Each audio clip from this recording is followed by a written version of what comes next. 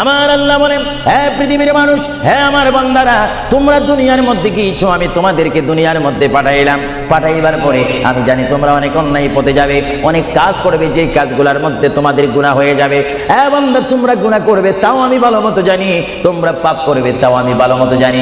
বান্দারে, পাপ করার পরে, গুনাহ করার পরে একাই কি মসজিদের মধ্যে তোমরা কেঁদেছো, রব্বানা যালামনা, বলেন রব্বানা যালামনা আনফুসানা ওয়া ইল্লাম তাগফির লানা ওয়া তুরহামনা লানাকুনান্না মিনাল খাসিরিন বলে বলে মসজিদে কেঁদেছো, আসরের নামাজ পড়ে কেঁদেছো, যোহরের নামাজ পড়ে কেঁদেছো, মাগরিবের পড়ে কেঁদেছো, এশার নামাজ পড়ে কেঁদেছো। এ বান্দা, নামাজের মুসল্লা যখন বসে যাও, আমি আল্লাহকে তোমরা বারবার বলো, আল্লাহ আমার গুনাহ মাফ করে দাও।